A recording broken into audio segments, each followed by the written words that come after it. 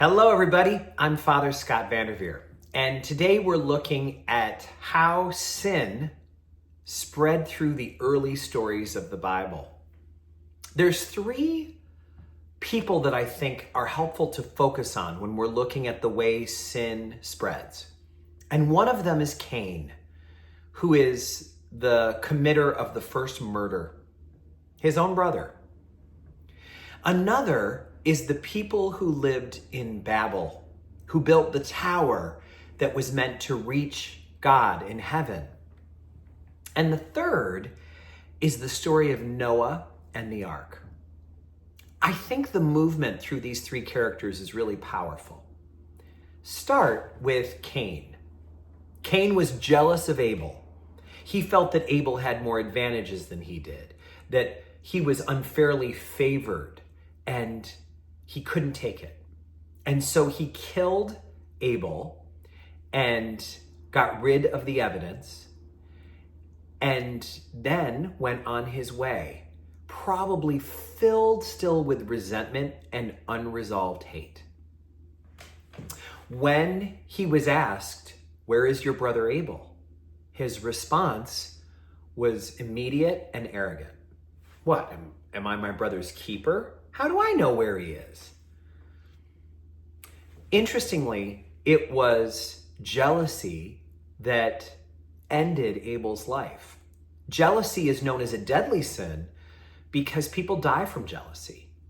We know that some of the greatest causes of murder and self-harm is when people are experiencing jealousy, either romantically or through some work situation, whatever it might be.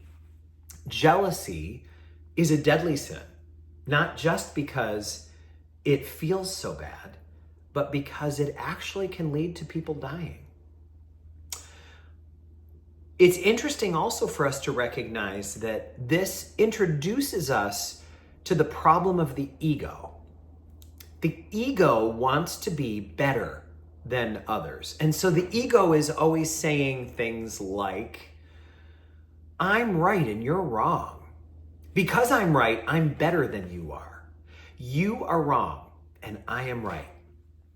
The ego says, I deserve more than you have because I'm working harder or I'm more worthy or whatever the case may be. I deserve is an ego statement. And feeling I'm right and you're wrong is also an ego statement. If Cain had no ego needs, he wouldn't have killed his brother. There's no reason for him to do harm to his brother.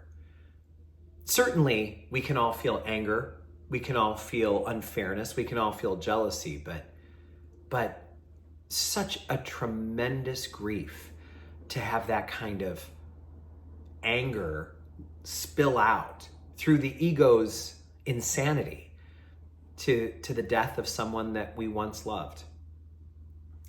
The story of Cain and Abel is about an ego conflict between two people. But then the story of Babel brings that to a whole new level. Babel is the name of a popular app that you can get to learn different languages. If you want to study Spanish or Turkish or Greek or French, you can download Babel. Babel is a clever name for an app because it's not only what a baby does, but it's also the name of the place where we believe the languages of the world were first confused. The Bible indicates, through allegory, that early all could communicate through a common language. Anyone who wanted to could speak with anyone else because of the common language that we all had. But that changed. It changed when we tried to rival God, when the human ego wound up becoming a collective ego, when we started not just wanting to be better than our own personal Cain or our own personal Abel, and started instead to want to rival God directly, like a teenager who says to parents who've been paying the bills all the time, I don't need you. I don't need your rules. I don't need you in my life.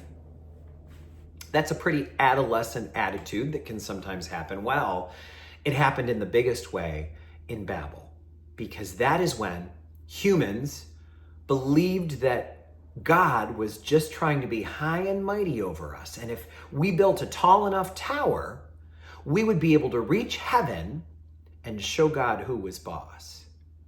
We were going to go and clean up heaven with the attitude, there's not room for two sheriffs in this town, God.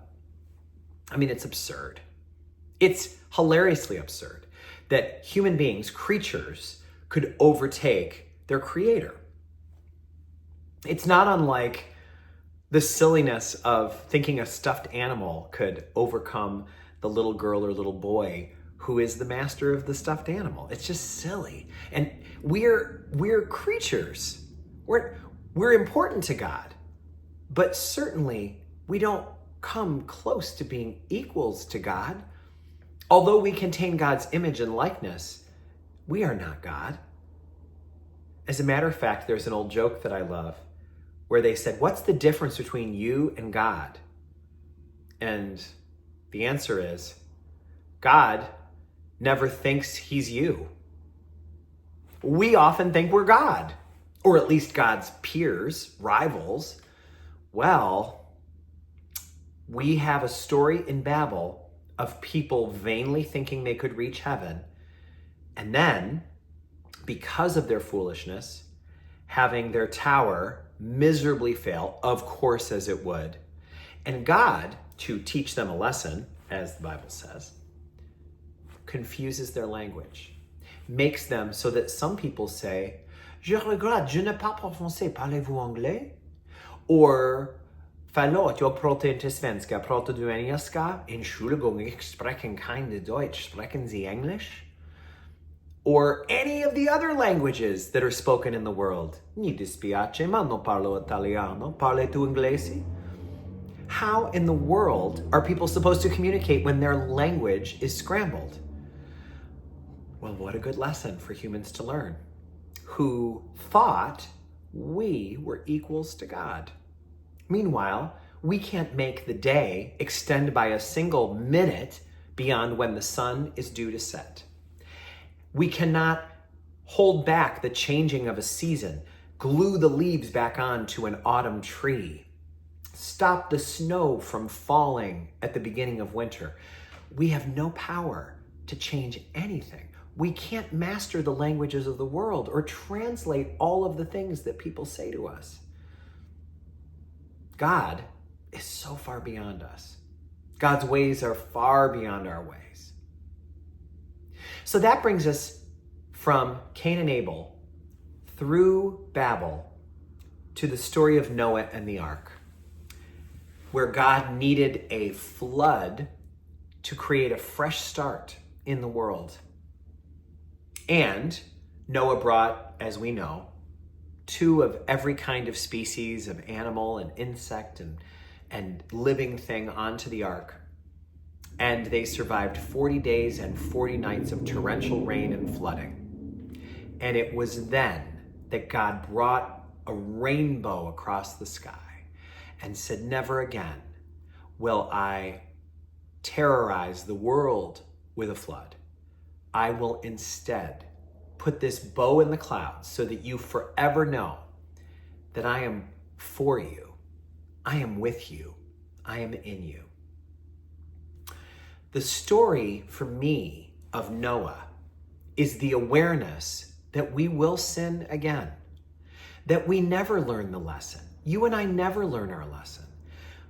We learn it for a time, but if you've told yourself, I'm not going to scroll on my phone today, it's very likely that you found yourself doing exactly that within half an hour of saying it, or maybe less.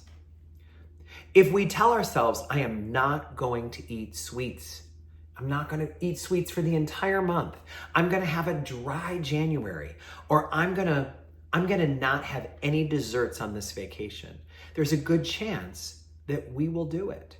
if we promise that we won't gossip, if we promise that we won't look at inappropriate websites, if we promise to no longer procrastinate, if we promise that was the last time I lose my temper, we're likely to fall again and again and again. It's what one author has called the tragic gap in which we live. That's probably a good way to think about the concept of original sin. It's living in a tragic gap between the way things could be and feel to us like they should be and the way they are. So often we say, oh, why did that hurricane turn toward the land and not just go out to sea? Couldn't it have taken a different route? Couldn't that tornado have gone to an empty field instead of through the center of town? The tragic gap. Why are some leaders starting new wars? Why are wars breaking out when we know that war just ends in death and chaos and misery? Nothing is ever accomplished by war. Could we please not have these wars? Well, that is the tragic gap. Why is it that kids that were little babies just a decade ago are now hooked on drugs, committing crimes, doing things that their parents know full well they'll regret someday, breaking the hearts of the people who love them the most? The tragic gap, the tragic gap, the tragic gap. So all of us are encouraged to consider, how is it that our ego causes us to have conflicts with others? How is it that our ego causes us to think we know better than God? And how is it that we're never going to be able to master this between now and heaven? We will make good efforts and we will make progress, but we will never, ever defeat sin and chaos from being a part of our lives. It's a tragic gap we live in, friends. And that's one of the things that the story of the fall in the Bible and the expanding advancement of sin from one person to another following that explains a little bit of why life is so hard for us. It's not telling us that we're doomed because our ancient parents ate an apple.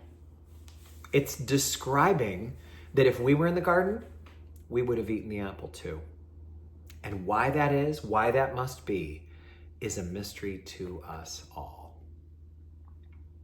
I'm grateful to be in this journey with you because it's a journey of adventure with God in this beautiful creation, even though it also means being in the tragic gap. May God bless you all.